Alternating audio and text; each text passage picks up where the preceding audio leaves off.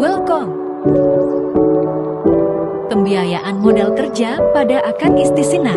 Main Hemki Sramayadi dengan NIM 602022002038.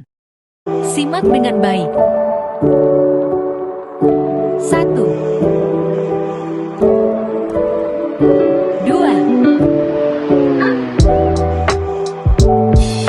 3. Sebelum itu, kita intro dulu ya.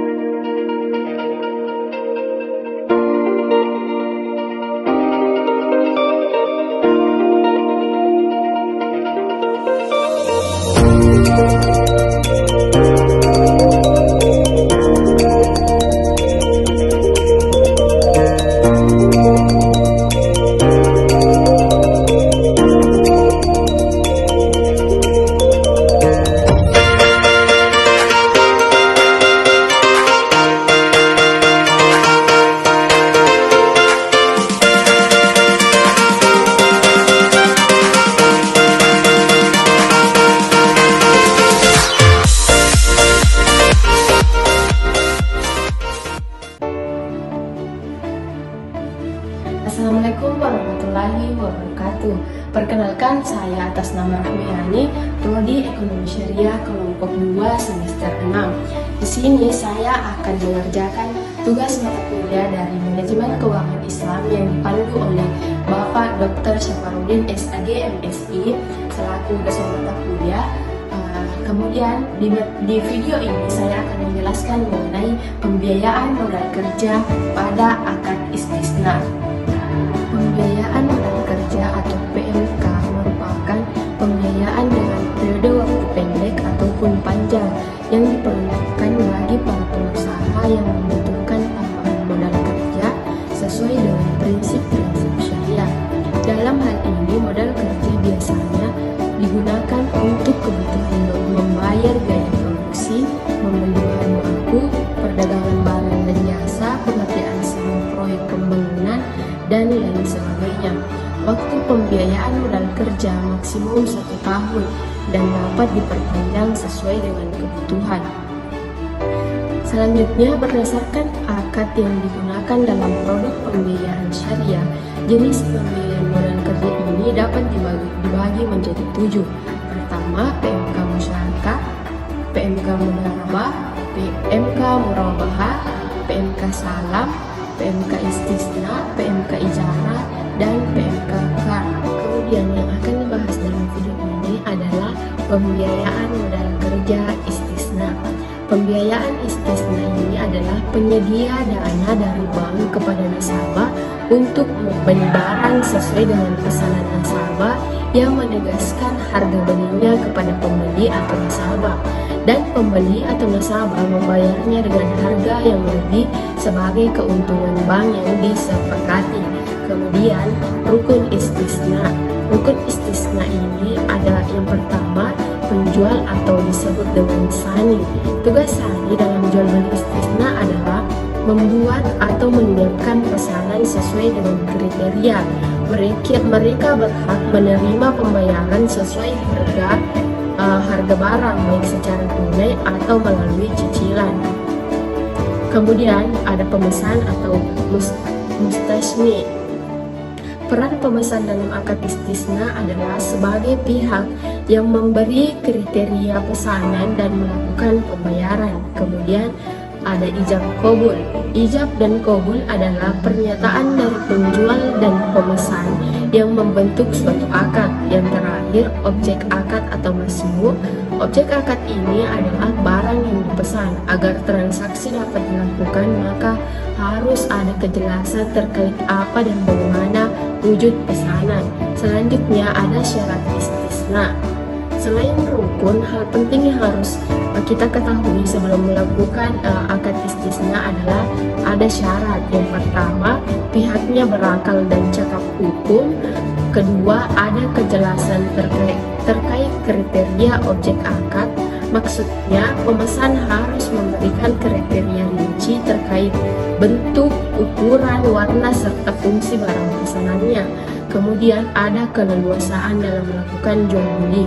Saat melaksanakan akad, tidak boleh ada tekanan atau paksaan. Jadi kedua belah pihak memiliki keleluasaan dan ridho. Kemudian tidak mengingkari janji. Kedua belah pihak harus ridho untuk menjalankan istisna hingga selesai dan tidak boleh mengingkari janji dalam akad istisna. Kemudian ada ketentuan hukum istisna.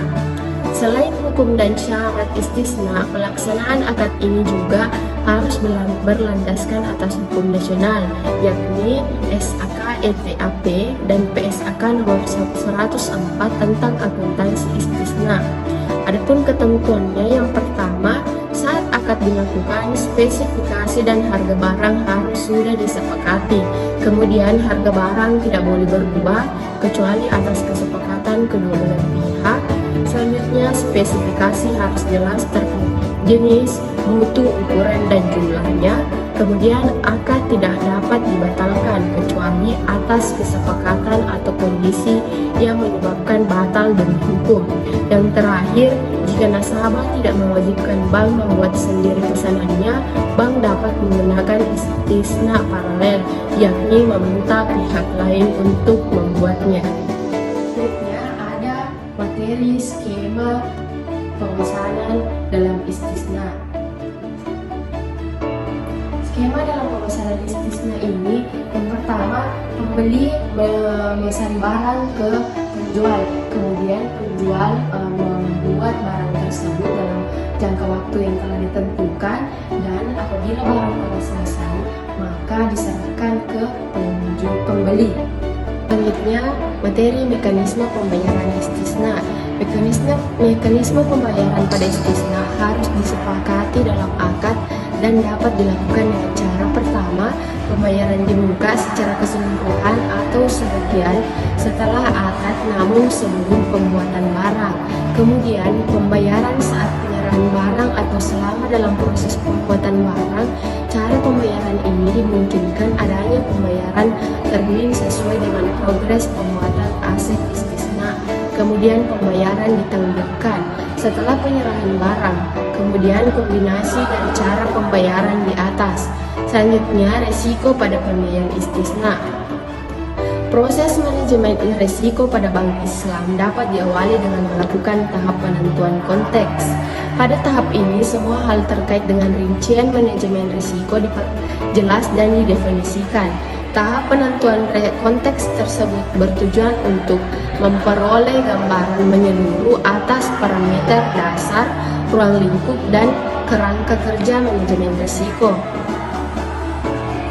Proses manajemen risiko dapat digambarkan melalui alur penyelesaian terjadinya risiko sebagai berikut. Prosesnya itu menentukan konteks, identifikasi risiko, analisis risiko, evaluasi risiko, dan perlakuan risiko. Tahapan yang dilakukan di atas dengan cara menganalisis setiap risiko yang akan terjadi dan sesudah terjadi. Setelah dianalisis akan tergambar risiko. Agar tidak terjadi risiko, dilakukan dengan cara mitigasi, yaitu meminimalisir tidak terjadi risiko pada pembiayaan akad istisna. Risiko yang sering muncul ini biasanya adalah gagal bayar. Kemudian yang terakhir, adapun faktor penentu risiko gagal bayar ini pada akad istisna dan cara memitigasinya. Yang pertama, bank bukan pemilik material yang digunakan developer atau produsen dan subkontraktor untuk memproduksi aset dalam kasus istisna paralel, sehingga bank tidak memiliki hak klaim atas aset jika terjadi kasus wali prestasi. Cara mitigasi risikonya adalah bank perlu mengikat produsen atau subkontraktor untuk memaksanya memenuhi kontrak. Kemudian yang kedua, risiko pengiriman yang terjadi akibat bank tidak mampu menyelesaikan produksi barang sesuai jadwal akibat keterlambatan pengiriman barang dari subkontraktor. Cara mitigasi risikonya adalah bank perlu melakukan pengawasan ketat agar tidak terjadi atau terlambatnya pengiriman barang dari subkontraktor. Yang terakhir, bank mengalami risiko kualitas atas pengiriman barang inferior oleh subkontraktor. Cara mitigasinya adalah bank dapat meminta jaminan kualitas dari subkontraktor.